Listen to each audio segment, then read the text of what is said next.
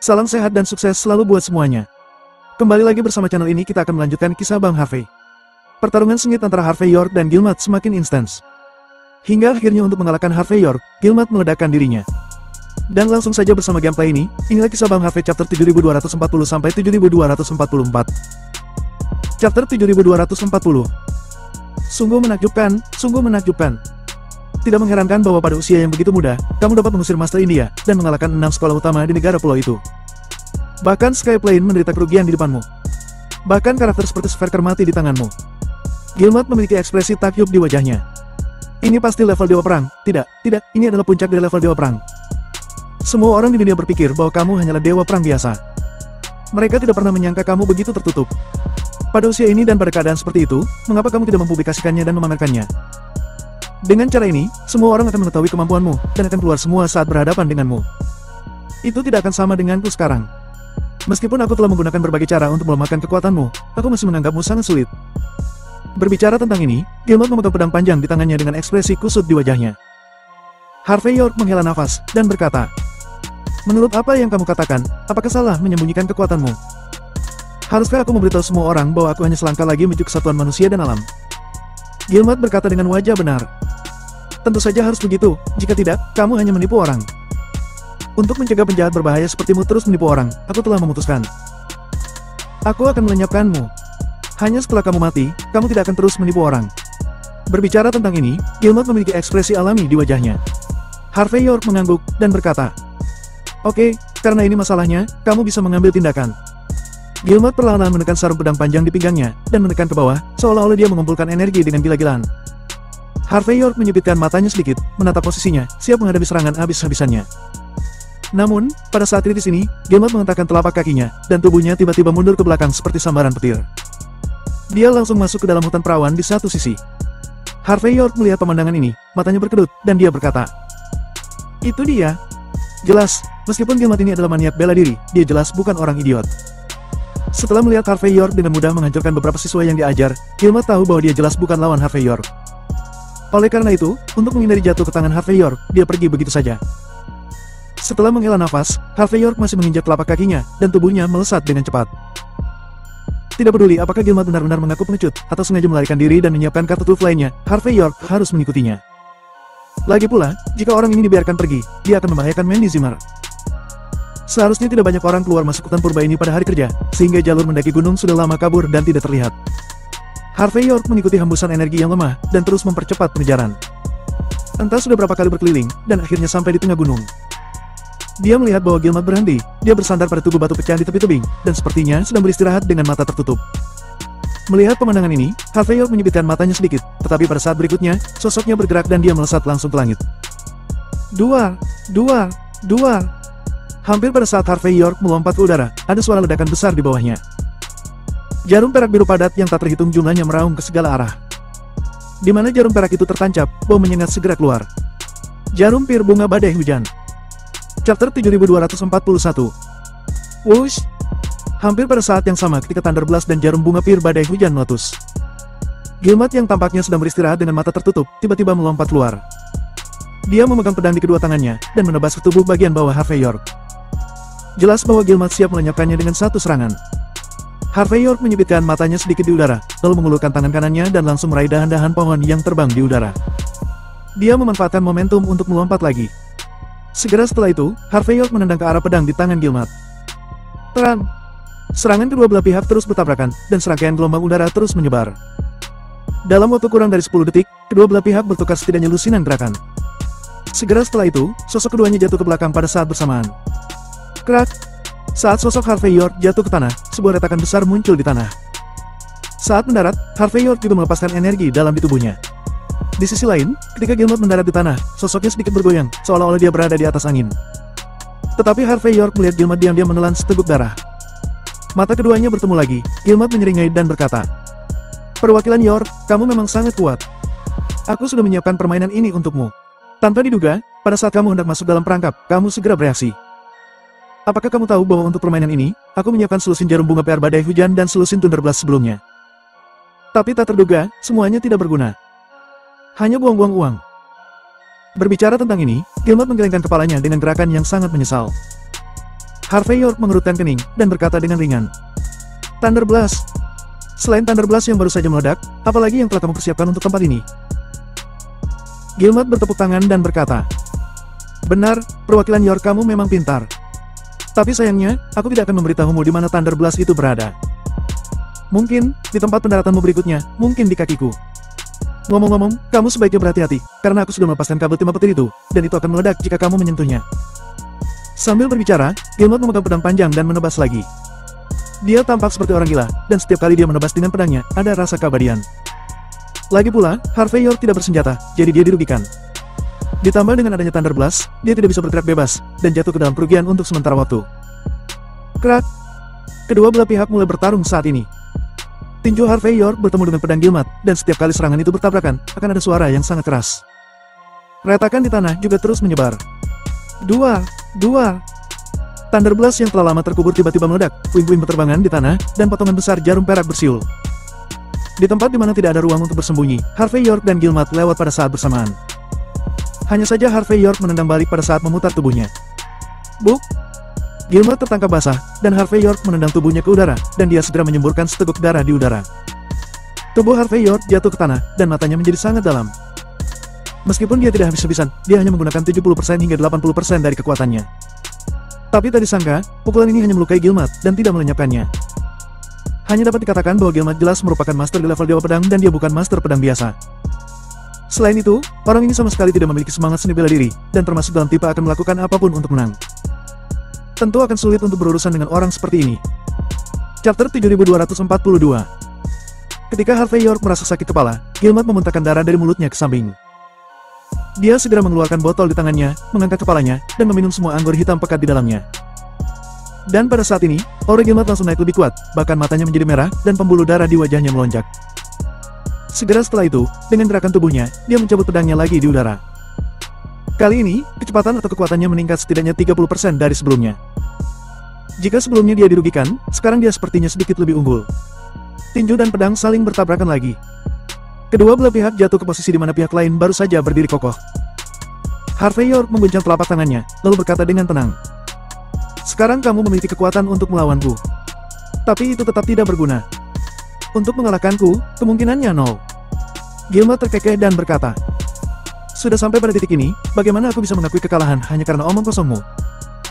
Bagaimana dengan hasilnya? Mari kita bicara setelah pertempuran. Harvey York mengangguk dan berkata. Oke, aku akan membantumu. Kalau begitu kamu pergi ke neraka. Gilmat mengeluarkan raungan marah, dengan niat melenyapkan mendidih di matanya. Aura di tubuhnya juga tiba-tiba naik pada saat ini, dan aura menakutkan terus naik seperti matahari terbit. Menghadapi momentum seperti itu, Harvey York berdiri di tempat tanpa gerakan apapun, hanya menyipitkan mata. Pedang langit dan bumi. Gilmat berhenti minum, dan saat berikutnya tubuhnya bergerak, dia langsung bergerak ke depan Harvey York dan menebaskan pedangnya. Pedang ini berkali-kali lebih menakutkan daripada serangan sebelumnya, dan membawa aura tanpa harapan dan tujuan yang sama. Kulit Harvey York berubah, dia mengentakkan telapak kakinya, dan langsung mundur. Orang gila ini. Sebelum Harvey York selesai berbicara, dia melihat tubuh Gilmat tiba-tiba mengembang seperti balon lalu meledak. Dua. Dentuman besar langsung menyapu seperti membanjiri langit. Harvey York terus berguling di udara, terus mundur dan akhirnya jatuh puluhan meter. Saat berikutnya, sosoknya jatuh, dan dia kehilangan kekuatan untuk terbang ke udara, jadi dia jatuh begitu saja dari udara. Dan tempat dia mendarat adalah jurang maut. Harvey York terdiam, tidak tahu harus berkata apa. Untuk melenyapkannya, generasi Dewa Pedang benar-benar menggunakan nyawanya sendiri untuk membuat jebakan. Apakah itu memblokir jalan sebelumnya, atau senjata pembunuh seni bela diri, atau menggunakan arak obat untuk meningkatkan kekuatan tempur, itu bukanlah tujuannya. Tujuan utamanya adalah menggunakan peledakan diri untuk melenyapkannya, dan jika tidak melenyapkannya, itu juga akan membuatnya jatuh dari tebing. Jatuh dari ketinggian ini, kemungkinan bertahan hidup sangat rendah. Sederhananya, ini adalah permainan yang diatur dengan nyawanya sendiri, permainan mati yang nyata. Harvey York hanya menghela nafas sedikit, dan pada saat berikutnya, tubuhnya berputar dengan keras di udara, dan kemudian dengan paksa mendekati ke arah tebing. Pada saat yang sama, Harvey York mengangkat tangan kanannya dan menamparkan gunung dengan telapak tangannya. Krak! Kekuatan besar keluar, meskipun Harvey York tidak menghentikan gerakannya yang jatuh, tetapi kecepatan jatuhnya sedikit melambat karena gerakannya. Ekspresi Harvey York tetap tidak berubah, dan dia menembak lagi. Selama proses jatuh, dia terus memperlambat kecepatan jatuhnya. Chapter 7243. 2. Sekitar setengah menit kemudian, setelah berbagai upaya, Harvey York bergerak hampir 100 meter di udara sebelum akhirnya mendarat di sumber air panas di bawah tebing. Ketika Harvey York masuk ke dalam air, seorang wanita cantik berambut panjang berputar di dalam air dan terbang ke udara. Dia menggunakan shawl untuk membungkus tubuhnya, dan kemudian sosoknya tergantung di udara yang terlihat sangat aneh. Harvey York menyeka wajahnya, berdiri tegak, menyaksikan pemandangan ini dengan mata berkedut. Apa-apaan ini? Aku tidak jatuh kemana-mana, tapi aku malah masuk ke dalam pemandian wanita ini. Aku khawatir aku tidak bisa menjelaskan masalah ini. Benar saja, wanita itu tidak berbicara omong kosong. Dia mengangkat tangan kirinya, dan pita putih langsung menyapu kolom air dan melemparkannya ke depan. Harvey York bergerak mundur ke belakang, menghindari serangan ini hampir pada saat yang tepat. Harvey York tidak melawan, tetapi dengan cepat berkata, "Aku tidak sengaja melakukannya, tolong dengarkan penjelasanku." Penjelasan? Pihak lain berbicara dengan acuh tak acuh, dan ketika Harvey York berbicara, dia seperti telah mendengar lelucon terbesar di dunia. Dengan sedikit lengkungan di sudut mulutnya dia berkata, "Maaf, aku tidak tertarik mendengarkan penjelasanmu. Namun, aku akan memberimu kesempatan. Selama kamu keluar dari Grand City dalam sehari, maka masalah hari ini akan berakhir. Kalau tidak, aku secara pribadi akan mengirimmu ke neraka." Permusuhan wanita itu begitu jelas sehingga Harvey York sedikit mengernyit. Kemudian, dia memikirkan sesuatu, memandangi wanita itu dari atas ke bawah sebentar, dan berkata dengan sedikit terkejut, "Kamu adalah pendeta muda." Saat dia mengatakan ini, Harvey York sendiri sedikit terdiam. Dia tidak pernah membayangkan bahwa dunia akan menjadi sangat kecil. Dia terdorong oleh Gilmat, jatuh dari tebing, dan akhirnya menemukan pijakan yang bisa menyelamatkan hidupnya. Tapi tanpa diduga, itu adalah sumber air panas tempat para pendeta muda mandi. Hanya bisa dikatakan bahwa nasib keduanya sangat dalam. Pendeta muda itu berkata dengan acuh tak acuh, "Karena kamu mengenali identitasku, kamu harus tahu bahwa aku tidak mengancammu, tetapi mengatakan yang sebenarnya." Harvey York mengangkat bahu dan berkata, "Aku pikir masih ada ruang untuk pembicaraan damai antara kita, jadi seharusnya tidak berkembang langsung ke titik konfrontasi seperti ini kan?" Pendeta muda itu berkata dengan dingin, "Apakah perlu bertarung atau tidak, bukan kamu yang memutuskan, akulah yang memiliki keputusan akhir. Satu hal, kamu harus mengerti. Aku akan melenyapkanmu." Harvey York tidak bisa berkata apa-apa ketika dia mendengar kata-kata itu. Dia kemudian menghela nafas, memikirkan dengan hati-hati tentang keluhan antara dirinya dan pendeta. Tampaknya masuk akal bagi pendeta untuk memotongnya menjadi beberapa bagian, apalagi melenyapkannya. Oke, tidak perlu berpura-pura tidak bersalah di sini. Pendeta muda itu mengabaikan pandangan Harvey York tetapi berjalan kembali ke tepi kolam sendirian. Di sana ada meja kopi batu, di mana teh diseduh dengan suhu yang sesuai. "Selama kamu keluar sekarang, bersumpah bahwa kamu tidak akan pernah memasuki Grand City. Dengan begitu, kamu yang sudah memata-matai heksagram pendeta kami sebelumnya, masalahnya berakhir sampai di sini. Kalau tidak, kamu akan menghadapi pengejaran tanpa akhir dari para pendeta." Harvey York berkata dengan penuh minat, "Apakah itu sebabnya para pendeta ingin aku keluar? Bahkan untuk ini, apakah kamu rela melepaskan prinsipmu yang biasa?" Pendeta muda itu berkata dengan acuh tak acuh, "Yang dibutuhkan Grand City adalah stabilitas, dan arti keberadaan jabatan pendeta juga untuk menjaga stabilitas Grand City." Chapter 7244. Tapi sejak kamu datang, Grand City yang awalnya sangat damai telah mengalami gelombang konstan. Situasi di Grand City terus berubah. Bahkan Dan Parker, yang ditakdirkan untuk menjadi tuan muda, tidak lagi bisa duduk dengan kokoh. Semua ini karena dirimu. Pendeta muda itu tidak menemukan alasan lain, tetapi hanya mengakui segalanya. Keberadaanmu tidak bermanfaat bagi Grand City, dan akan terus menimbulkan gangguan yang tak terbatas. Jadi untuk kepentingan semua pihak, kamu harus segera menyingkir." Setelah selesai berbicara, pendeta muda itu mengambil teh batu yang telah lama diseduh dan menyeruputnya dengan hati-hati. Jelas dia sedang menunggu jawaban Harvey York. Harvey York menghela nafas, berjalan ke pantai, tersenyum dan berkata, "Kondisinya memang tidak sulit, tetapi masalahnya adalah aku belum ingin meninggalkan Grand City. Karena aku belum menyelesaikan apa yang harus kulakukan di Grand City. Setelah aku selesai, aku akan pergi tanpa kamu mengatakan apa-apa. Lagi pula, aku tidak terlalu suka tempat ini." Setelah mengatakan itu, Harvey York mengangkat bahu. Suara pendeta muda itu sedikit dingin, dia menyipitkan mata ke arah Harvey York dan berkata, "Perwakilan York, apakah kamu yakin kamu tidak menghargai kesempatan yang kuberikan padamu, tapi terus berjalan dengan caramu sendiri?" Harvey York tersenyum dan berkata, "Ini bukan tentang bertindak sendirian, tetapi tentang kesatuan antara mengetahui dan melakukan. Aku tahu apa yang akan aku lakukan dan aku bekerja ke arah itu, dan itu sudah cukup. Adapun untuk keluar dari Grand City, tempat ini tidak dibuka oleh pendetamu, jadi aku tidak akan pergi begitu saja. Maaf, aku tidak bisa melakukannya. Mengenai kamu mengatakan bahwa aku sudah mengintip heksagrammu sebelumnya, aku akan berbicara denganmu tentang masalah ini. Para pendetamu sangat ambisius, siapapun yang memiliki otak dapat menyimpulkan isi heksagrammu. Sekarang, karena aku telah menghancurkan rencanamu dan tidak akan pergi dari Grand City, kamu menuduhku bahwa aku sudah mengintip heksagrammu sebelumnya. Apakah kamu sedikit berlebihan?"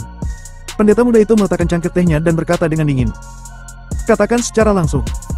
Harvey York, jangan terlalu banyak bicara. Untuk menyimpulkan hal-hal ini, setidaknya diperlukan penelitian dan studi selama beberapa dekade, dan itu tidak dapat dilakukan dalam semalam. Kamu dengan jelas mengintip heksagram di tempat pendeta kami sebelumnya, dan kamu masih berbicara keras di sini. Karena itu, ekspresi pendeta muda itu menjadi semakin dingin. Di depanku, kamu tidak perlu keras kepala. Karena, jika kamu melakukan hal seperti itu, tidak ada efek lain selain membuatku semakin membencimu. Harvey York menghela nafas, dan berkata, "Aku benar-benar mengetahuinya. Aku tidak perlu berbohong padamu. Harvey York, kamu benar-benar membosankan. Kalau begitu, kita akan terus menjadi musuh." Tidak ada emosi di wajah pendeta muda itu, dia hanya menyipitkan mata ke arah Harvey York, lalu melambaikan tangannya untuk menunjuk ke arah lain. "Keluar. Aku akan memberimu 3 hari untuk menyiapkan kuburan untukmu sendiri. Setelah 3 hari, jika orang lain tidak dapat menyiapkanmu, aku secara pribadi akan mengirimmu ke neraka." Harvey York menghela nafas, menghitung dengan jarinya, mengangguk setelah beberapa saat dan berkata, "Pendeta muda, aku baru saja melakukan perhitungan acak. Heksagram yang kamu buat untuk dirimu sendiri hari ini seharusnya tidak pantas menggunakan kekuatan. Perdamaian adalah hal yang paling penting,